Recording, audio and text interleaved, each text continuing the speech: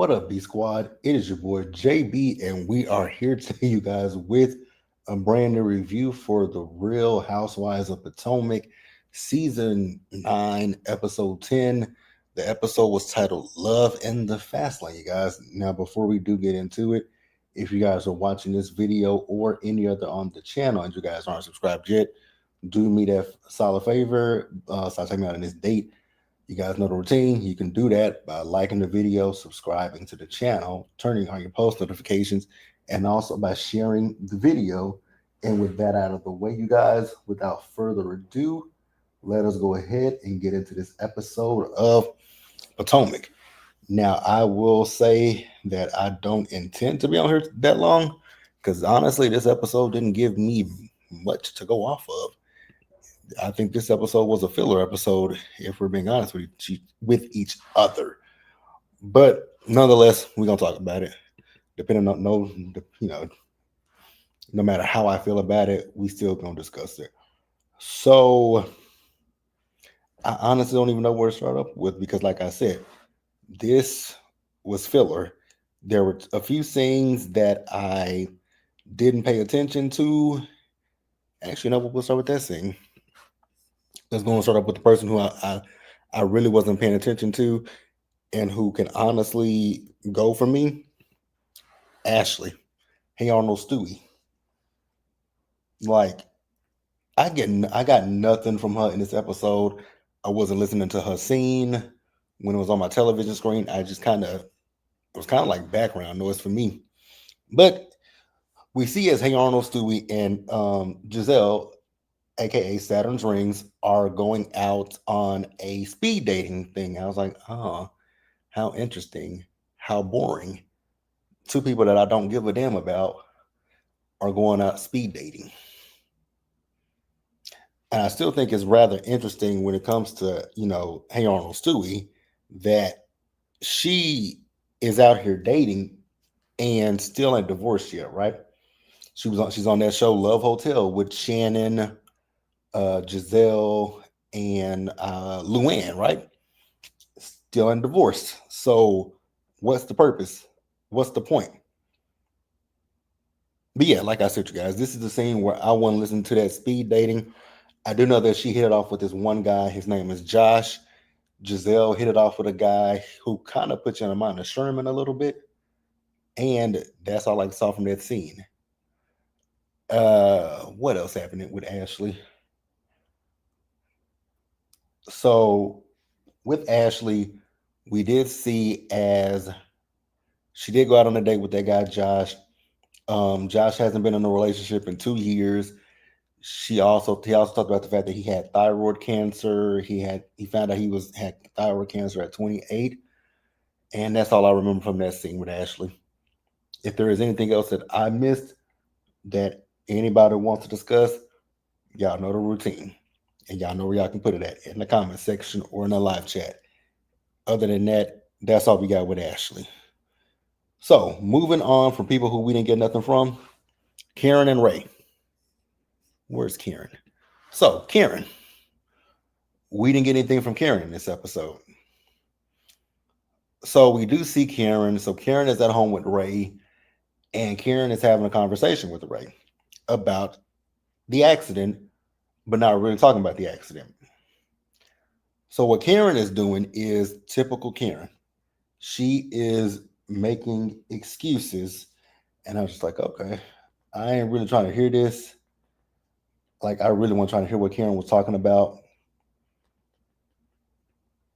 Because the problem that I have with Karen is if Karen isn't deflecting, she's not necessarily answering questions or talking about real stuff, right? When it comes to anything with her. So her and Ray are sitting outside by the pool, and she's talking to Ray about how she was an emotional wreck the night of the accident. I was like, okay, want to elaborate on that? She said, absolutely not. I said, then what the hell you bring it up for? Like, I was so confused why Karen brought that up, talking about she was an emotional wreck, but didn't delve into it. But then gonna sit there and say that with her and Ray, they had issues in the marriage, and that she didn't know if they were going to make it. I got so many issues when it comes to that with Karen. It's like, you guys know I like Karen, but my problem is, you say you were in an emotional wreck the night of the accident.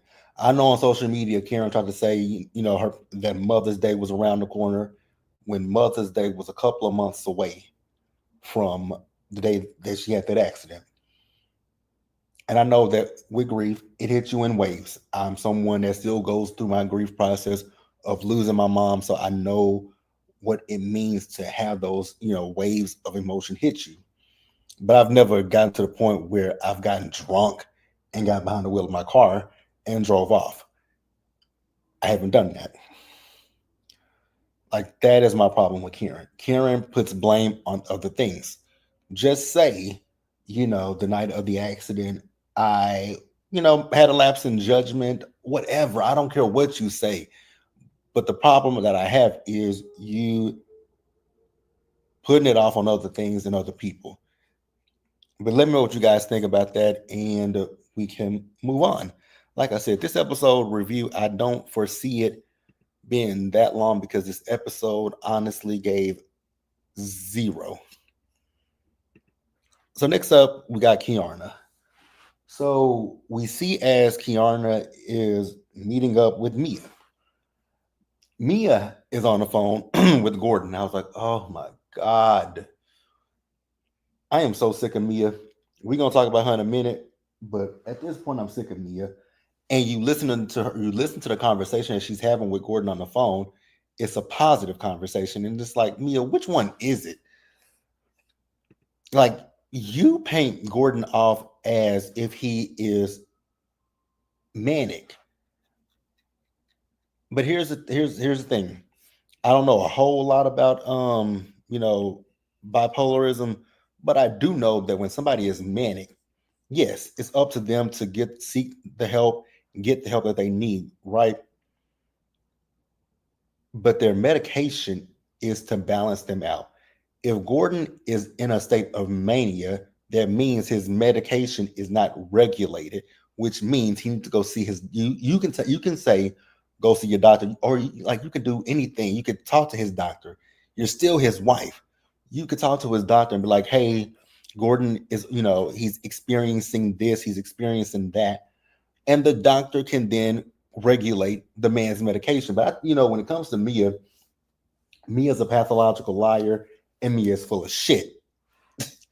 And I think Mia is using all of this stuff as a storyline, which is ghetto as hell, and is getting on my last damn nerves, right? So after that, we see Kiana's boyfriend Greg. He what does he do? Whatever he does, she's giving her some advice. She's telling Mia what she should do. I'm like, you can give Mia advice until the cows come home. I don't think Mia is going to take any of that advice that Kiana gave her, right? She did later bring it up to Gordon, but I don't bit much more believe anything that Mia says. I think everything that Mia says and does is for stunts and shows. You guys can tell me your thoughts, your opinions down in the comment section or in the live if you are here. And we can move on. But after that, Mia did talk about the fact that she and Ink are going to get a DNA test on Jeremiah, even though Gordon is not in agreement with it. Although Mia says that she does not believe that Ink is Jeremiah's father. And then let's go back to last season's reunion when Mia says she did IUI.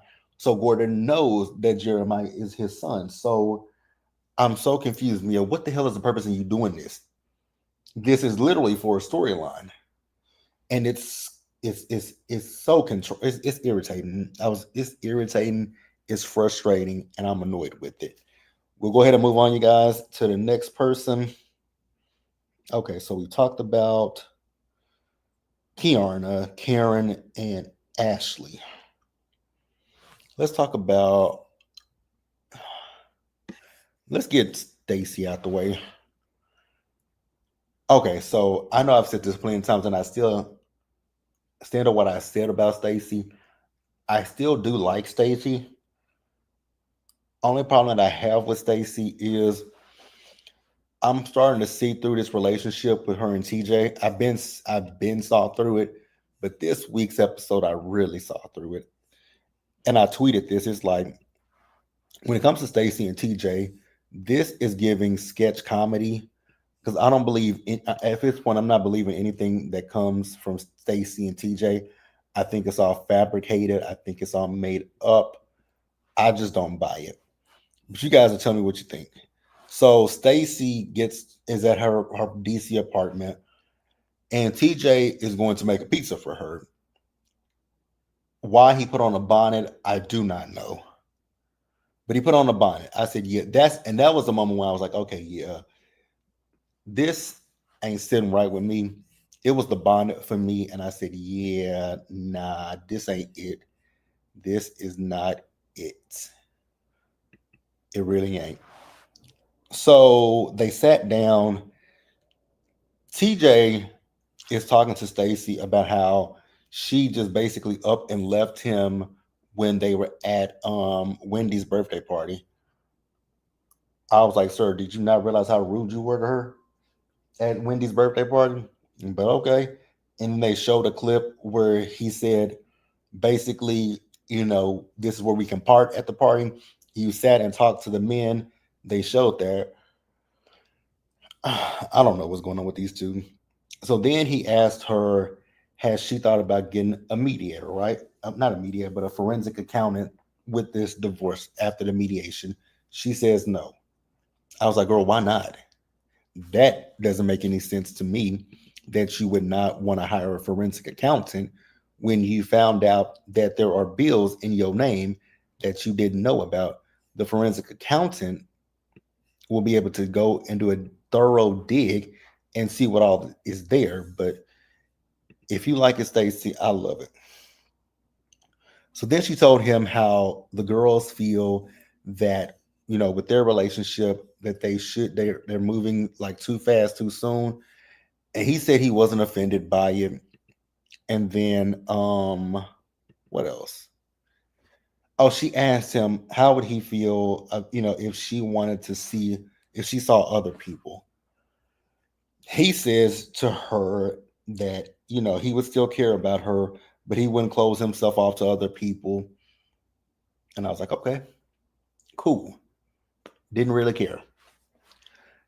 Next up, you guys, let's talk about Wendy. So with Wendy, we see Wendy. So she is out with her mom and her sister Ivy, right? So at this point, Wendy hasn't told her mom that she has resigned from Johns Hopkins.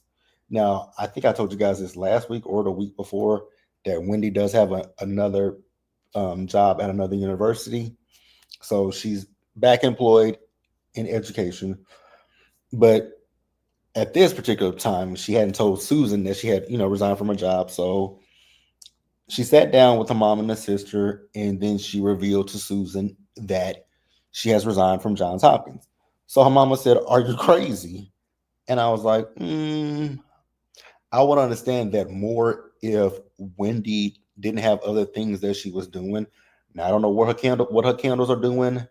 I don't know. She wrote that book. She's doing the Dr. Wendy show. What else? She's on Potomac. So Eddie is doing Happy Eddie. He's in the medicinal um area. So I think that Wendy is good. And Wendy told her that she just wants to take time to, be with her kids and, work on this her talk show, right? And she also talked about the fact that how she felt like at her job, she wasn't really she didn't feel appreciated, so to speak, right? And so her mom said that, she supports her in the end. And Wendy said, I'm still a doctor and I can still, if I want to go back and, find another job, part-time job at a university, I can do that. And so that's it. Um, yeah, like I said, I knew this episode review wouldn't be long. Next up, let's talk about Giselle. So with Giselle, wasn't much with her scene either. Now we see as Giselle is having a conversation with Grace and the twins. Again, y'all know I forget them girls' names every time. So we're gonna say the twins. So Giselle was sitting with them, and it was an honest conversation that they were having, right? And I was here for it. So they were talking about her dad and him passing, right? And Giselle says that he previously had a will, but I guess someone must have threw the will out, and then 2 days before he passed away, supposedly he signed a will. But Giselle says that she was with him and that he was unable to sign anything at that particular time. So they're contesting this new will that's come about, right? And in this new will, it doesn't include Giselle and her family. And I'm like, that's interesting. That's interesting. But I had a lot of questions. Like, don't y'all have anything with his signature on it? Because if you have something with his signature on it, then you could absolutely prove that that will is not a real, not something that he signed. Or even if somebody says he signed the will 2 days before he passed away, I would have a lot of questions. Like, why would you have him sign where did this will come from? Was he of sound mind and body at that time? So there are a lot of questions that I'm pretty sure they're probably working it out, but neither here nor there, right? So then Giselle was talking about the fact that Jamal was getting married and he let her know that with his new wife, he has a trust for the girls, so they're fine. And that's really all we got. If I left anything out, you know what to do. All right, you guys. Now let's wrap this episode up with the bullshit. Lying ass Mia. Oh God, I can't. I really came with this lady. I really truly can't. So, quick little quick little quick little tidbit, you guys.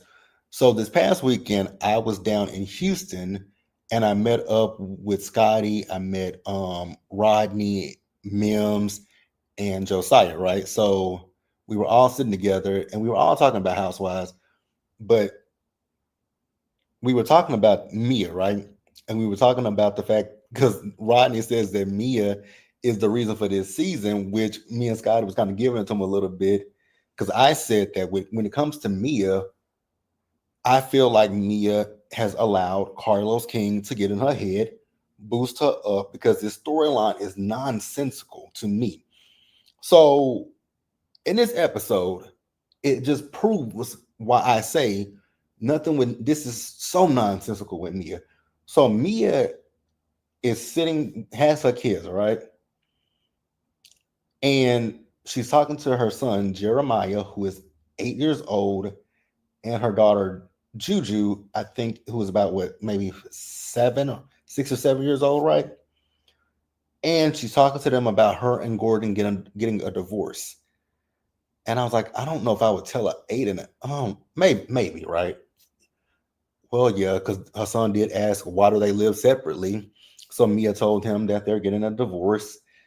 And, he has more, he's talking about how sad he is, which I would expect an 8-year-old to be sad that their parents are divorcing, right? But her son also says he has mixed feelings about this.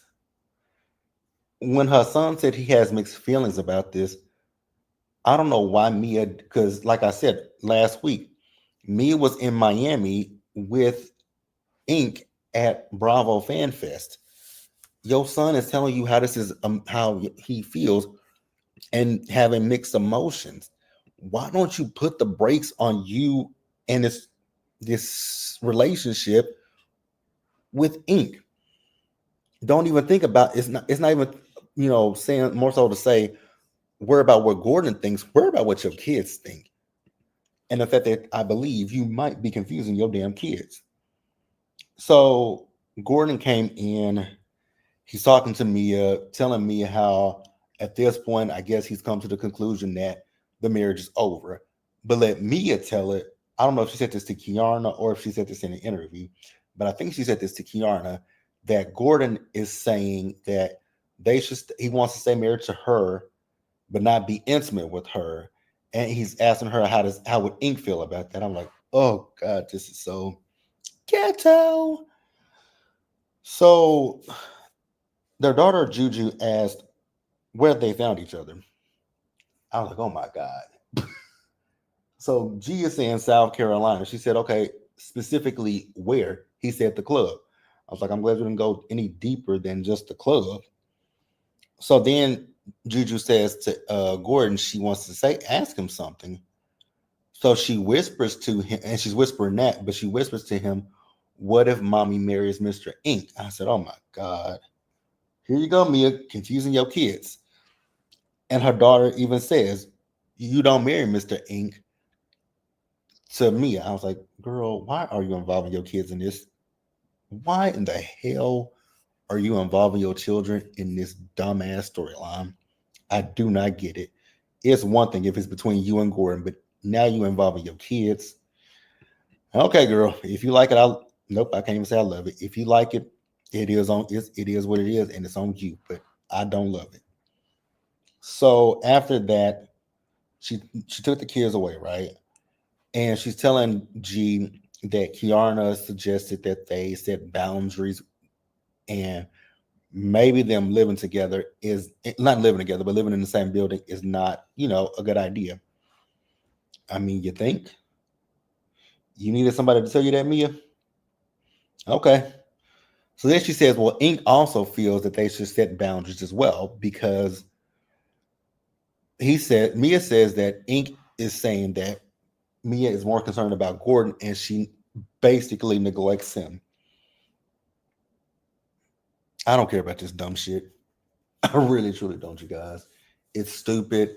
It's dumb. I don't get it. I don't like it. I'm over it. That's the review, you guys. If there's anything that I left out with this, leave it in the comment section. Subscribe to the channel, turn your post notifications on, you guys, and share the video. Until the next time, guys, stay safe out there. Take care of yourselves. Wash your hands. Be blessed. And I'll see you guys in the next video. Bye, guys.